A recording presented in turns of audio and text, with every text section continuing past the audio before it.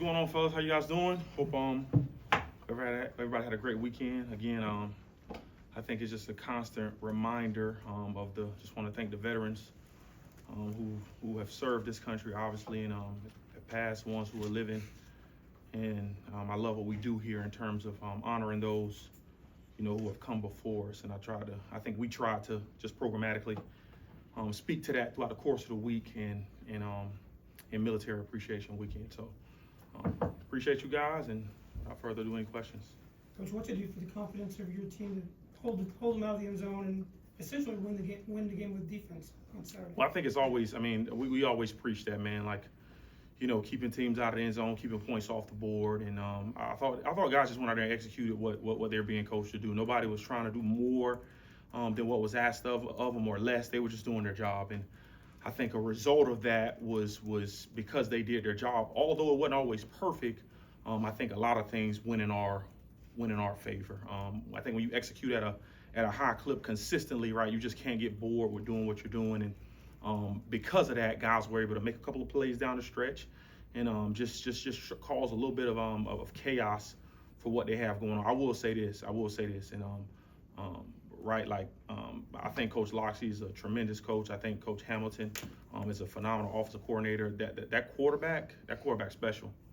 I mean, he made some throws in that game that I don't know if any other quarterback in this conference, let alone in the country, could have made some. He made some throws. I was just like, wow, and I know that young man has a bright future. Obviously you when you're battling against people, there's obviously a winner and a loser, but he gave us some problems in terms of him being able to throw that ball the way he did, and I'm just happy we were able to contain him all in all. Only allowed 119 rushing yards the last 2 weeks. What's been effective in that, and what's that done for your third down defense? Yeah, I guess I didn't even pay attention to that. No, it's been very effective. I think like we do an inside run segment just like a lot of other places do one, but we try to in some of our inside run segments, we try to throw some of the DBs and the corners into the mix as well, and because they're going to be forced to put in situations they got to tackle. And I think what that does when you can play, the last 2 weeks, one of our goals, our first goal actually has been win on early downs, right? And when you win on early downs, I think it just naturally sets you up for third down. I think we made some really good plays when it did come to third down, but I think it was all ignited and started with good early down defense, and more specifically being able to kind of limit them and try to stop the run in some of those early down segments. And the guys, they were tuned in, that they were locked in, they were focused, and they just executed what was being called. And it's really, really fun when you see something properly executed and the result of that is a negative play or a guy makes a huge play. Not only is it a confidence builder for the play caller, but it's a confidence builder for our players, and so it was just really, really good for our guys to experience some success early on in terms of early down defense, which carried over in third down. And when you were coming off the game you guys were coming off of in Seattle, what was important for you as the leader in that room to not let those games stack and to get that ship right in the last 2 weeks? Yeah, I think every game has a life of its own. I think so often, when people experience adversity, I think just human nature, right? When you go through something that's difficult or you experience adversity, human nature, sometimes you can allow that to kind of carry on into something else. And I think being a former educator, being a former teacher, you kind of got to take every game like in its own life and its own capacity, right? Like you talk about turning the page fast and flipping it, like you have to do that. Now, I think it's natural for some of our players to kind of hold on to that, more than probably some of the coaches, just because I think we're naturally just a little more mature. But I think it also speaks to our coaching staff, right? Being able to motivate young men after not having the success that they wanted to have. I think myself as the play caller, you naturally go in and try to find things, and we had a lot of things that we needed to correct, and you just go and try to remedy those or get rid of them, And so what I try to do after that game is, okay, so how can I dumb this thing down, right? If it is a little too elaborate. And how can I just make it 1 to 2 or 3 calls so that guys can play fast and use their natural ability? I do think, I thought we rushed the last couple of weeks, we've rushed the passer at a really, really high clip, which has kind of forced some errant throws, right? We had more batted balls in a game, since I've been here, And so guys are starting to feed off each other's energy, right? And from that, whether it's the front end and it permeates to the back end, from that, you are starting to see guys make plays over and over and over again. And it's just spilling over to the whole team. So it's really, really cool to see, man. I think, oftentimes I start meetings off our normal defensive meetings with just something in the real world, and football is a microcosm of life, right? There are going to be ups and downs in football. You're going to experience some adversity, right? There's going to be some trial and tribulations. You're going to have games where you may not play very well, and you're going to have games that you play extremely well, right? And in the games that you play really well, how can we humble you? How can we keep you level-headed, right? Because I think human tendency is to kind of relax, right? And in the games that you don't play extremely well or you have a bad game, right, how can we kind of motivate you and get you believing in the ability that got you here?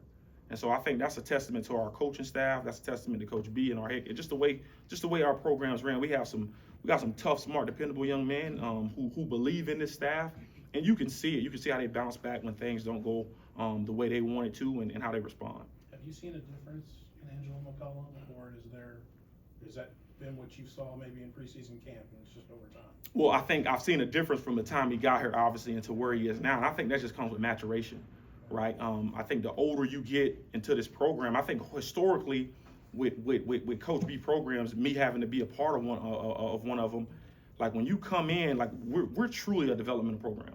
When you come in, right, you understand from the older guys the expectation and the standard, and then naturally, as you get ingratiated into that expectation and standard, you become a part of it. And so I think because of that, right, Angelo's just become a part of that expectation and standard, and now he's slowly taking on that trend of, like, you see some leadership qualities in him, and he's playing at a really, really high level, and he's doing some things out there that are benefiting our defense, and you just try to be encouraging to that. I always try to highlight our front because, in this conference and what I firmly believe in, it starts up front.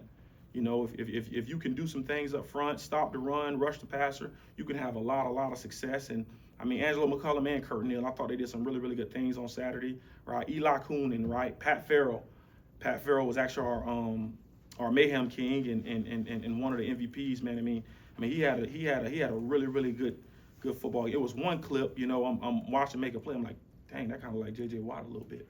Without the number 99, like he got some long arms. He got his paw up there to knock a ball down, man. I mean, he had a phenomenal game, and it's a multitude of those guys who had a really, really good game. You just want to keep building off of that in hopes that it carries over to the next one. Aaron, how much is that second unit defensive front? Like, how much has that changed what you guys are able to do? Yeah, I mean, kudos to Coach Jamison, right? Like he's rolling those guys in effortlessly, right? And there hasn't really been a fall off when he does, and so because of that, right, he just keeps them fresh, man. And I think when those guys are fresh, you talk about, I mean, third down pass rush. You talk about the latter part of the game, and I mean, it helps us tremendously, obviously, on the second and third level when you got guys rolling in and they're fresh and there's no drop off and they feed off each other. So again, like it starts up front. We're going to always be a program that's built in the trenches, and it's going to work its way back. But when those guys are having success, I think we as a defense are having success. What's your message this week to your guys going up against a Wisconsin offense that's had its share of struggles? Yeah, I mean, it's Big Ten football, right? Like we don't, right? It's all clear. I'm a former player of Wisconsin. Coach B coached there, right? Coach Jamison played there. I mean, we got a ton of James Whites in the building. We know what that program is, right? So don't let the record and the things they've been dealing with. That's a really good football team. They just like a lot of teams throughout the country, they have experienced some struggles, right? But I'll tell you this: when you watch them play, they are a hard-nosed, tough football team, right? No matter what the score, they don't even look at the scoreboard. No matter what the score is, they are battling the whole game, right? And I think that's a testament to Coach Fickle. That's a testament to obviously historically what that place has been. And you're going to get a tough, hard-nosed football team that you got to go in there in Camp Randall. It's a night game. We know it's going to be live, right? Like, everybody understands the expectation, you know what I mean? And we got to come in with our hard hat and play some ball, right? They got good players. Right? And I know people try to bring us to the end of the season and the struggles they had. Listen, none of that matters. Not this week. It doesn't matter, right? This is a really, really good football team. Whether they had struggles or not, right? They beat Washington in Camp Randall. Washington is a really, really, really, really, really, really good football team. right? So anything can happen on any given Saturday, and we got to make sure that our guys are locked in. We got to make sure we're locked in as coaches, right? Like I think it's a human nature is to start like putting pieces together, right? Well, they beat this team and that team beat it. Not the Big Ten. Don't work like that. Not November. Don't work like that, right? And so we're gonna go out there tomorrow. You know, obviously there's gonna be a major emphasis on stopping the run. You know, they do a really, really good job at running the football and create some things in terms of numbers, you know, in running the football, whether they're running with their quarterback or their running backs. And we got to do a good job at eliminating explosives and getting off the field on third down. Back-to-back games with a high number of PBUs. What's gone into that? Pardon me? Back-to-back games with a high number of passes broken up.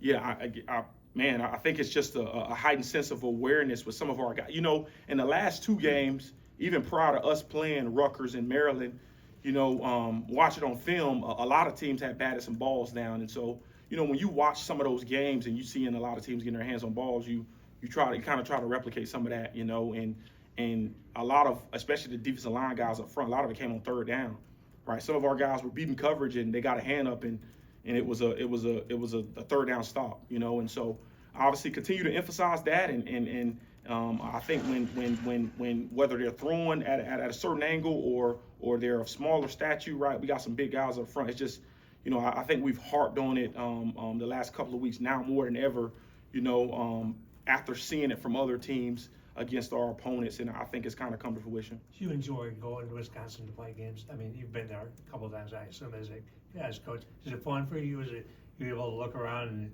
you know, absorb it a little bit or not? Is that a trick question? No, I'm just.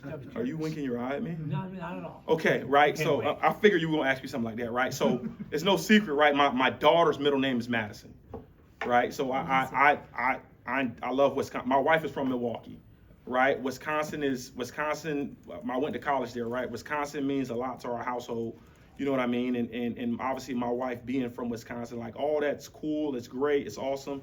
I'm sure it's gonna be nostalgic walking back into the stadium, but like I told our players yesterday, like it ain't about me, right? Like I'll go in there, I'll have my moment walking through that stadium. I can remember being there. I'm sure I was talking to James White yesterday about some of our practice periods when we had when Coach B had us doing like 15 periods of inside run and some of the things that we were doing there. But you know, here is home, right? Here is home, and I'm excited to be here. It's gonna be fun getting back there and playing in a place that I had to play college ball. But what's gonna be really, really cool is being able to go in there with our players, right? Go in there with our players who obviously, you know, knowing what Coach did when he coached there, what I did when I played there. But like it's truly about going in there and just trying to take care of business.